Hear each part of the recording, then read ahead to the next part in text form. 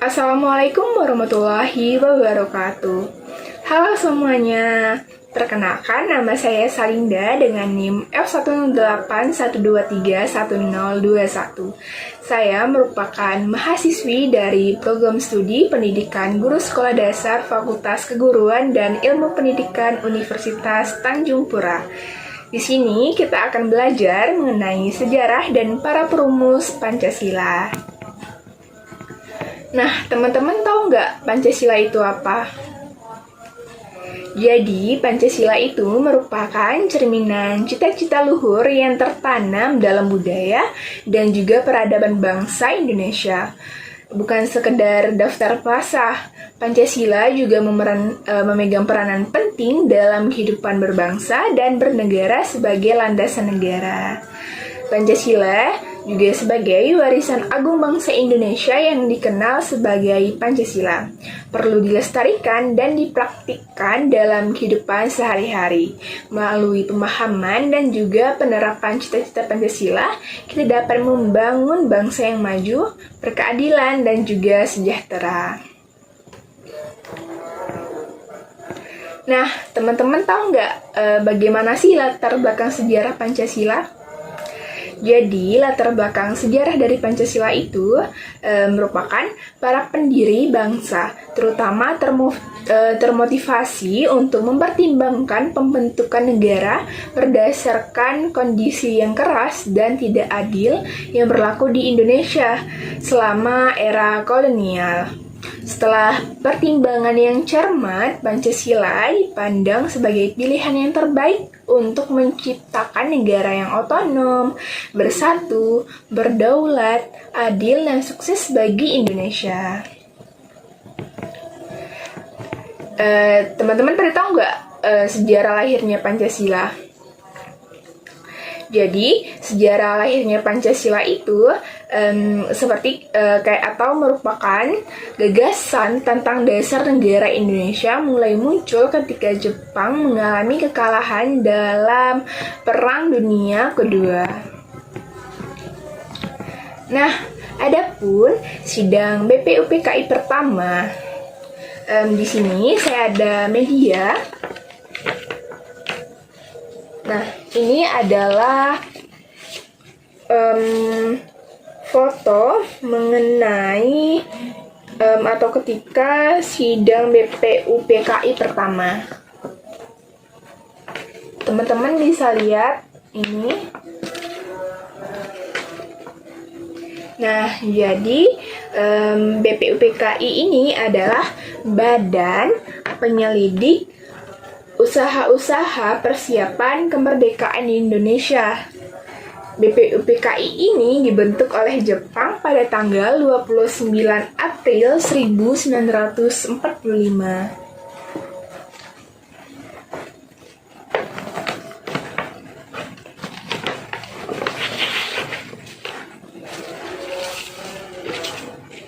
Ini teman-teman. Kelihatan? Nah, seperti ini ya. Nah, adapun tujuan utama lembaga yang didirikan oleh pemerintahan Jepang ini itu adalah untuk mempersiapkan dan melakukan penyelidikan yang berkaitan dengan kemerdekaan Indonesia. Meskipun didirikan oleh para penjajah, BPUPKI ini berfungsi sebagai wadah bagi para pemimpin nasional untuk mengembangkan sistem politik yang akan menjadi landasan Indonesia yang merdeka. Adapun tujuan utama BPUPKI adalah merumuskan dasar negara yang akan menjadi fondasi bagi Indonesia setelah mengalami kemerdekaan. Nah, sidang BPUPKI ini atau sidang BPUPKI pertama ini itu berlangsung dari tanggal 29 Mei hingga 1 Juni 1945. Ketika sidang ini itu muncul banyak usulan mengenai dasar negara, termasuk dari 3 tokoh utama, yaitu ada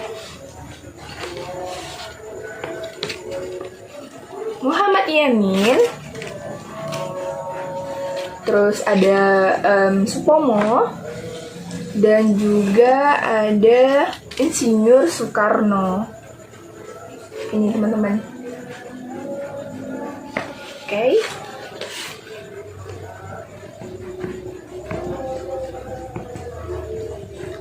Nah, Profesor Muhammad Yamin ini, atau biasa kita kenal dengan Muhammad Yamin, ketika sidang BPUPKI pada tanggal 29 Mei 1945, Muhammad Yamin ini mengusulkan 5 dasar negara dalam pidatonya, yang dikenal sebagai Rumusan Yamin. Usulan Muhammad Yamin itu yang pertama ada peri kebangsaan, yang kedua peri ketuhanan, yang kedua itu peri kemanusiaan, yang ketiga itu peri ketuhanan, yang keempat peri kerakyatan, dan yang kelima itu ada peri kesejahteraan rakyat. Muhammad Yamin juga menyusun naskah tertulis yang sedikit berbeda dalam uraiannya. Akan tetapi, pada intinya itu tetap menekankan nilai-nilai kebangsaan, kemanusiaan, dan juga ketuhanan. Dan perlu diketahui juga, Muhammad Yamin ini lahir pada tanggal 24 Agustus 1903 dan wafatnya itu pada tanggal 17 Oktober 1962. Beliau itu merupakan seorang sastrawan, sejarawan, budayawan, politikus, dan ahli hukum yang telah dihormati sebagai pahlawan nasional Indonesia.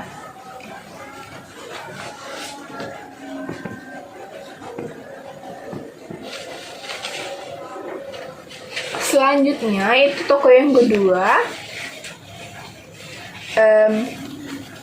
Ini teman-teman, beliau adalah Dr. Supomo. Beliau lahir pada tanggal 22 Januari 1903 dan wafatnya itu 12 September 1958. Beliau adalah seorang politikus dan pengacara Indonesia yang menjabat sebagai Menteri Kehakiman pertama negara itu dari Agustus hingga November tahun 1945 dan dari Desember 1949 hingga 6 September 1950. Nah, Supomo ini adalah salah satu anggota BPUPKI yang juga memberikan pandangannya tentang dasar negara. Dalam pidatonya pada tanggal 31 Mei 1945, ia lebih menekankan konsep negara integralistik di mana negara dan juga rakyat itu merupakan satu kesatuan yang tak terpisahkan. Rumusan Pancasila versi Supomo ini kurang eksplisit dibandingkan Soekarno dan juga Yamin. Tetapi ide-idenya tuh berkisar pada prinsip yang pertama itu ada persatuan, yang kedua kekeluargaan, yang ketiga kebudayaan, yang keempat keadilan sosial, dan yang kelima itu ketuhanan.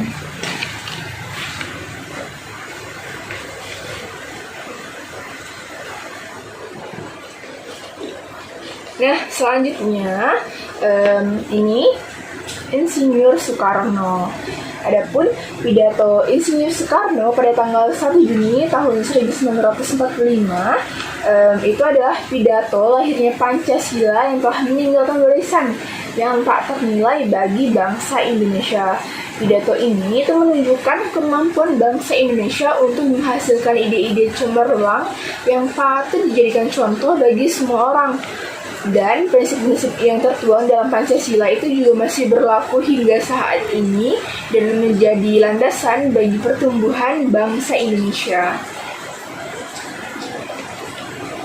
Dan Insinyur Soekarno ini perlu kita ketahui, beliau itu lahir pada tanggal 6 Juni 1901 dan wafatnya itu pada tanggal 21 Juni tahun 1970.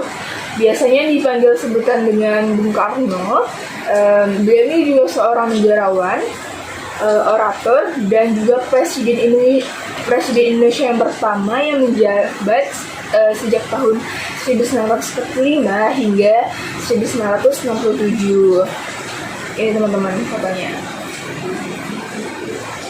Nah, adapun 5 sila Pancasila itu adalah titik balik yang signifikan dalam pengembangan prinsip-prinsip yang mendasari negara Indonesia adalah ya pidato Insinyur Soekarno ini, yaitu pada tanggal 1 Juni 1945. 5 prinsip yang dikemukakannya menjadi model bagi Pancasila sebagaimana yang berlaku saat ini sebagai landasan kehidupan berbangsa dan bernegara Indonesia. Setiap konsep memiliki hakikat yang sama meskipun urutannya itu berbeda-beda.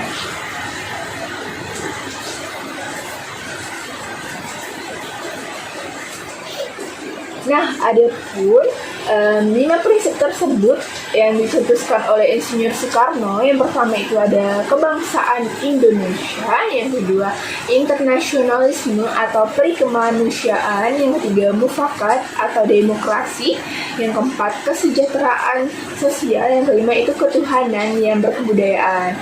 Dan Insinyur Soekarno ini juga menyarankan bahwa kelima sila ini tuh bisa diringkas menjadi 3 sila, yaitu 3 sila atau bahkan eka sila, 1 sila, yaitu gotong royong yang merupakan nilai inti dari Pancasila.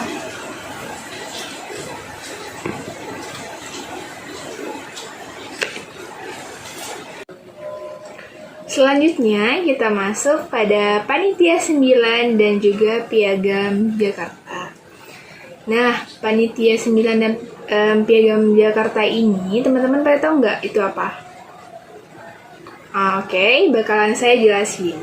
Jadi, dalam sejarah pergerakan kemerdekaan Indonesia, Panitia 9 itu memegang peranan penting. Berkat kerja keras dan pemikiran yang cermat dari para anggotanya, lahirlah Piagam Jakarta yang menjadi dasar kemerdekaan Indonesia.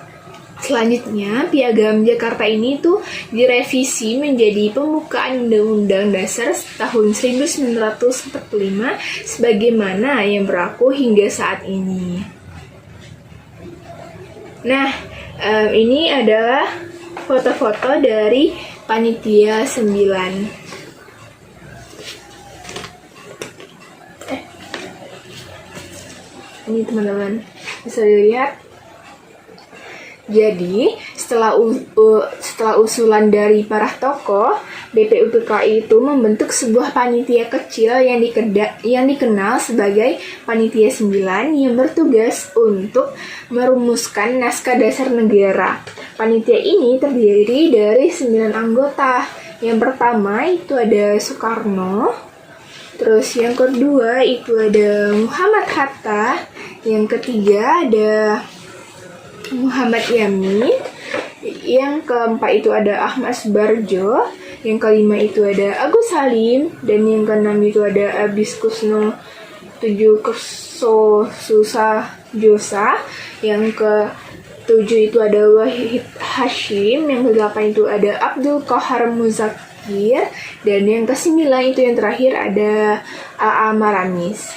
Ini teman-teman foto-fotonya.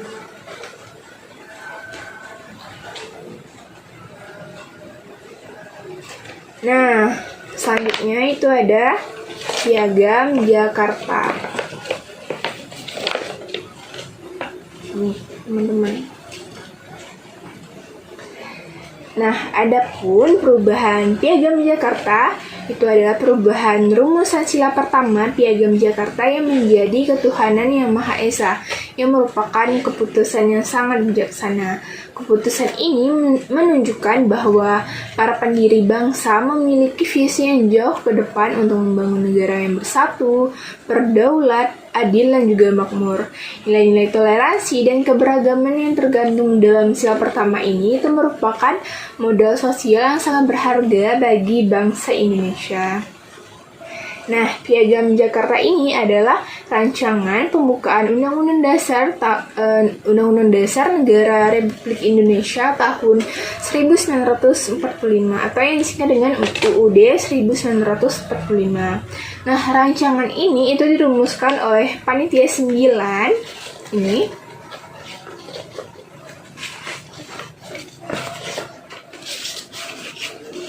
Panitia 9 Badan Penyelidikan Usaha-Usaha Persiapan Kemerdekaan atau yang disingkat dengan BPUPKI, yaitu tepatnya di Jakarta pada tanggal 22 Juni tahun 1945.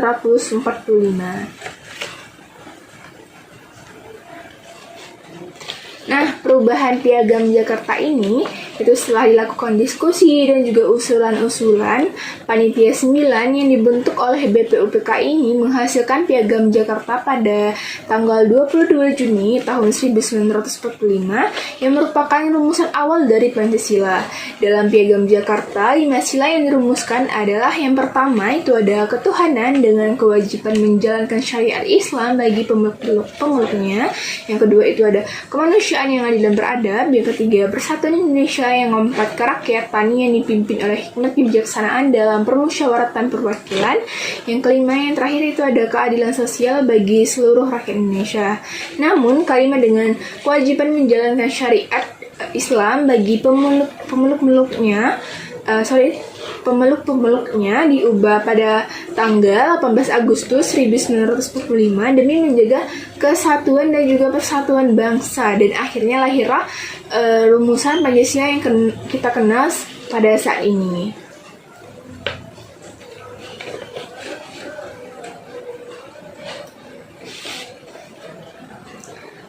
Nah, adapun selanjutnya itu pengesahan Pancasila. Nah, setelah melalui proses yang konseptualisasi yang panjang dan melibatkan beberapa pemangku kepentingan, Pancasila akhirnya disetujui sebagai dasar negara Indonesia. Sehari setelah proklamasi kemerdekaan Indonesia, tepatnya pada tanggal 18 Agustus 1945, Panitia Persiapan Kemerdekaan Indonesia atau yang kita singkat dengan PPKI melakukan pengesahan tersebut dengan rumusan yang pertama itu ada ketuhanan yang Maha Esa, yang kedua kemanusiaan yang adil dan beradab, yang ketiga persatuan Indonesia, yang keempat kerakyatan yang dipimpin oleh hikmat kebijaksanaan dalam permusyawaratan perwakilan, dan yang terakhir itu yang kelima ada keadilan sosial bagi seluruh rakyat Indonesia. Nah, jadi dari dukungan PPKI terhadap Pancasila itu memadai perubahan sejarah yang sangat penting bagi rakyat Indonesia. Sebagai landasan negara, Pancasila itu telah menunjukkan kemampuannya untuk menyatukan penduduk Indonesia yang beragam dan bertindak sebagai cetak biru untuk membangun negara yang makmur dan juga kontemporer.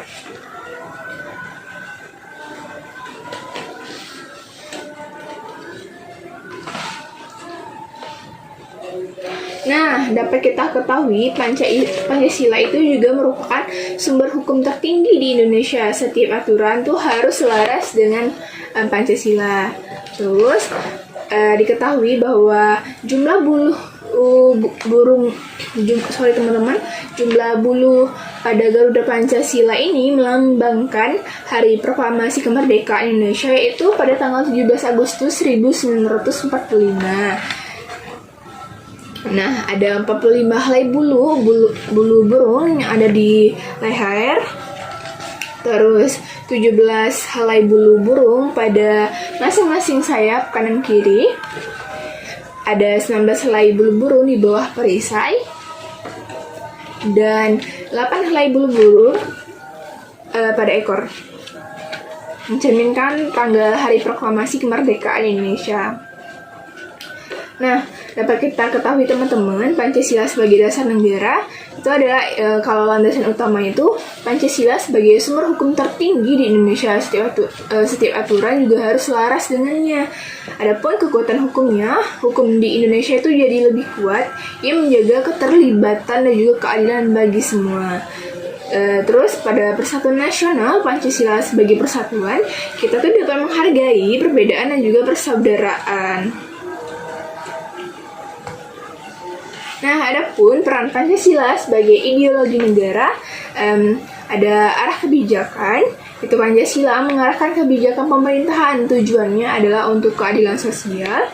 Adapun sebagai persatuan bangsa, itu Pancasila menjaga persatuan dan juga kesatuan bangsa, menghargai perbedaan dan juga junjung persaudaraan.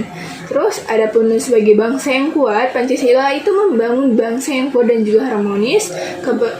Keberagaman itu adalah kekuatan kita. Adapun fungsi Pancasila yang luas itu adalah sebagai dasar negara. Pancasila adalah fondasi bagi negara kita, dan juga fungsinya itu sebagai ideologi adalah supaya pandangan hidup kita itu yang membimbing perilaku kita dalam hidupan sehari-hari. Dan terus fungsi Pancasila itu sebagai pemersatu, maksudnya adalah alat pemersatu di tengah perbedaan. Selanjutnya, nilai-nilai kehidupan yang ada di dalam Pancasila itu adalah hidup rukun dan juga damai antar sesama, serta saling menghormati dan menerima perbedaan, dan terakhir itu ada bersama membangun bangsa yang lebih baik. Oke, sekian pembahasan materi yang dapat saya sampaikan mengenai sejarah dan para perumus Pancasila. Oke, saya pamit undur diri. Sekian dari saya. Wabillahi taufiq wal hidayah. Wassalamualaikum warahmatullahi wabarakatuh. Terima kasih teman-teman. Sampai jumpa.